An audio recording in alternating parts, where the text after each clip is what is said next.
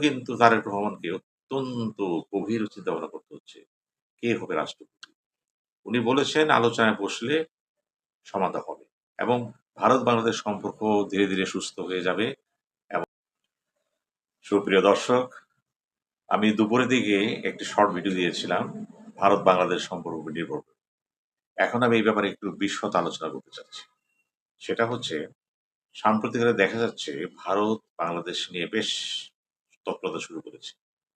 ভারত থেকে বিভিন্ন লোক আসতেছেন। যেমন রর রর গোয়েন্দা প্রধান এসেছেন, তার সাথে আরো কিছু লোক এসেছিলেন এবং এখানে আমাদের সাথে কথা বলেছেন, তার কাউন্টার পার্ট এর সাথে কথা বলেছেন, নিরাপত্তা উপদেষ্টার সাথে এবং সর্বশেষ যে দেখা গেল দীনেশ ত্রিবেদী যিনি মন্ত্রী পদমর্যাদা আছেন, অত্যন্ত গুরুত্বপূর্ণ ব্যক্তি ভারতের রাজনীতির প্রেক্ষাপটে। তিনি সাক্ষাৎ করলেন প্রধানমন্ত্রী তারেক রহমানের সাথে এবং তার সাথে বেশ বিশদ আলোচনা হলো। সেখানে পররাষ্ট্রমন্ত্রী ছিলেন, উপদেষ্টা পররাষ্ট্র উপদেষ্টা ছিলেন এবং ভারত থেকেও যারা ছিলেন দূতাবাসে তাদের অনেক ছিলেন।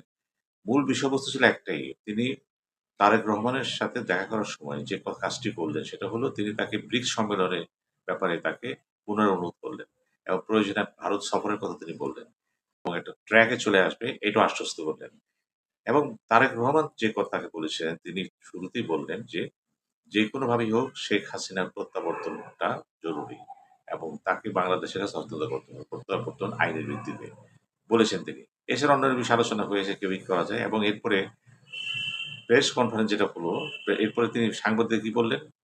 তিনি আশা করছেন যে আমাদের মধ্যে সম্পর্কে বরফ গলবে এবং তিনি প্রচেষ্টা চালিয়ে যাচ্ছেন। তিনি পরবর্তীতে স্বরাষ্ট্রমন্ত্রীর সাথে দেখা করলেন, পররাষ্ট্রমন্ত্রীর সাথে দেখা করলেন, তাদের সাথে তিনি একই বিষয়ে কথাবার্তা বললেন এবং তিনি তার সমস্ত আলাপ আলোচনা স্টক নিয়ে তিনি দিল্লিতে চলে গেলেন। সেখানে যেয়ে সরাসরি নরেন্দ্র মোদীর সাথে তিনি একান্ত সাক্ষাতে বসলেন। লক্ষ্য করার বিষয় তিনি যখন কথা বলছিলেন সেখানে কিন্তু পররাষ্ট্রমন্ত্রী, বিদেশমন্ত্রী জয়শঙ্কর ছিলেন না, অজিত দোভাল ছিলেন না, অন্য কেউ ছিলেন না এবং তার কোনো প্রিন্সিপাল সেক্রেটারি ছিলেন না। সাউথ ব্লকে কেউ ছিল না কিন্তু সেখানে। অর্থাৎ ওয়ান টু ওয়ান আলোচনা হয়েছে। এতে বোঝা যাচ্ছে দীনেশ ত্রিবেদীর সাথে নরেন্দ্র মোদীর যে সম্পর্কটা সেটা হচ্ছে বাংলাদেশ সম্পর্কে আলোচনাগুলো তিনি সরাসরি হ্যান্ডেল করতেছেন এবং বিশেষ করে শেখ হাসিনার বিষয়টি, আওয়ামী লীগের বিষয়টি একটা একটা প্রায়োরিটি লিস্টে এখানে আছে কিন্তু। এবং এই আলোচনায় কি হলো? তিনি হয়তো বাংলাদেশে ফিরে আসবেন, এসে হয়তোবা আরেকটা কথা বলবেন। কিন্তু যত কথাই হোক না কেন যেখানে খটকা বেজেছে, খটকা হচ্ছে ভারতের সমস্ত আলাপ আলোচনার মধ্যে দিয়ে একটি বিষয় স্পষ্ট, তারা শেখ হাসিনা এবং আওয়ামী লীগের বিষয়ে কোনো ছাড় দিতে চাচ্ছেন না। ছলে বলে কৌশল করতে চাচ্ছেন এবং যে কোনো প্রকারে হোক প্রধানমন্ত্রী তারেক রহমানকে দিল্লিতে এটা নেওয়ার বন্দোবস্ত করতেছে। এটা ২ টা উদ্দেশ্য হতে পারে। একটা উদ্দেশ্য হতে পারে তার দেশের পলিটিক্স সে দেখাতে চাচ্ছেন, এই দেখো বাংলাদেশের প্রধানমন্ত্রী আমার এখানে এসেছে এবং সত্যিকার অর্থে ভারতকে তোয়াক্কা না করে আশেপাশের দেশগুলো অত মাথা উঁচা করতে পারবে না। এটা তার নিজস্ব বলয়ের কথা কিন্তু, ভাবমূর্তি। এগুলো নিয়ে বিভিন্ন টক শো হচ্ছে, বিভিন্ন আলোচনা হচ্ছে, টিভিতে আলোচনা হচ্ছে, অনলাইনে আলোচনা হচ্ছে, সর্বত্র আলোচনা হচ্ছে কিন্তু মনে হচ্ছে দীনেশ ত্রিবেদীর এই সাক্ষাৎকারটা প্রধানমন্ত্রীর সাথে যদি কার্যকর করতে হয়, তাহলে শর্ত যেটা হচ্ছে শেখ হাসিনার বিষয়ে একটা সিদ্ধান্তে আসতে হবে। প্রত্যর্পণ করতে হবে, আওয়ামী লীগ নেতারা যারা এখানে আসছেন ব্যবস্থা করতে হবে এবং পাশাপাশি শোনা যাচ্ছে প্রচ্ছন্নভাবে রাষ্ট্রপতি কে হবেন, এখানেও একটা আলোচনা চলছে। ভারত চাচ্ছে এমন কাউকে রাষ্ট্রপতি যে কোনোভাবেই ভারত বিরোধী হবেন না অথবা জাতীয়তাবাদী শক্তি নিয়ে কথা কম বলবেন। এটা ভারতের কনসেপ্ট কিন্তু। এবং ভারতের পক্ষে যারা আছেন এই দেশে বা ক্যাবিনেটে যারা আছেন, যারা মনে করেন ভারত ভারতের সম্পর্কটা নমনীয়ভাবে চলা উচিত, তারাও তৎপর আছেন কিন্তু এ ব্যাপারে। কিন্তু তারেক রহমান কিন্তু রাষ্ট্রপতি বিষয় নিয়ে এখনো নিশ্চুপ। কি করবেন? হয়তো আজ বা কালকে এমনি ঘোষণা হয়ে যাবে, নমিনেশন জমা দিতে হবে। হয়তো আজ রাতের মধ্যে আলোচনা আসতে পারে। এটা একটা ভিন্ন প্রশ্ন কিন্তু। কিন্তু ভারত বাংলাদেশ সম্পর্কটা আদৌ গিভ অ্যান্ড টেকটা কি হবে? ২ দেশের প্রধানমন্ত্রী। আলোচনা কোথায় বসবে? বিমস্টেক এর আলোচনা হবে না। উনি চাচ্ছেন কোন না কোন মতে তারেক রহমান নরেন্দ্র মোদীর কাছে হাজির হচ্ছে। এটা ভারতের প্রচেষ্টা কিন্তু। কিন্তু এটা কিন্তু বুমেরাং হয়ে যাবে। আর ভারত সফর তো এই মুহূর্তে সম্ভব না। এত বড় সমস্যা যেয়ে রেখে সম্ভব না। সুতরাং দীনেশ ত্রিবেদী ফিরে আসবেন। হয়তো আবার কিছু কথা বলবেন।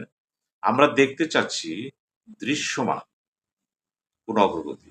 আর সেই অগ্রগতির পূর্ব শর্তই হচ্ছে সাবেক প্রধানমন্ত্রী শেখ হাসিনাকে নিয়ে কি ধরনের আলোচনা শেষ পর্যন্ত একটা পর্যায়ে আসে। ভারত কতটুকু ছাড় দিতে পারে বা কতটুকু সমঝোতা আসতে পারে বাংলাদেশ সরকারের সাথে দেখার ব্যাপার আছে। অন্যান্য বিষয়গুলো এখন গুরুত্বপূর্ণ না। সুতরাং আমরা তাকিয়ে থাকবো। দীনেশ ত্রিবেদী দায়িত্ব যে নিয়েছেন, বুঝাই যাচ্ছে ভারতের কোনো হাই কমিশনার এ পর্যন্ত এই লেভেলেও ছিলেন না এবং কখনো তারা দিল্লির সাউথ ব্লক বা পররাষ্ট্র মন্ত্রণালয় ক্রস করে প্রধানমন্ত্রীর সাথে ওয়ান টু ওয়ান আলোচনা করবেন সম্ভব ছিল না। এটা সম্ভব হয়েছে শুধু দীনেশ ত্রিবেদীর কারণে এবং যেহেতু নরেন্দ্র মোদী তাকে বিশ্বাস করেছেন এবং তাকে সে ইজ্জত দিয়েছেন, এই জন্য সম্ভব হয়েছে। কাজে আমরা দেখতে চাই দীনেশ ত্রিবেদীকে আমরা নিছকের একজন ডিপ্লোম্যাট ভাবছি না। আমরা ভাবছি তিনি হচ্ছেন রাজনৈতিক লক্ষ্য অর্জনের লক্ষ্যে এই মুহূর্তে ভারতের পক্ষে সবচেয়ে একটা সহায়ক শক্তি। এবং তার কথা মতো যদি ভারত কোনো পরিবর্তন তার চিন্তাভাবনা আনে, ভালো। আর না আনলে মনে হয় না সমস্যা খুব শীঘ্রই সুরাহা হবে। এবং আরেকটা যে গুরুত্বপূর্ণ হচ্ছে এখানেই, ভারত কিন্তু আরো তাকিয়ে আছে রাষ্ট্রপতি কে হয়। দেখার ব্যাপার আছে। এইখানে কে হবে সংকট যদি দেখা দেয় কখনো, ওই সংকটের সময় সে কি বিএনপির কথা বলবে?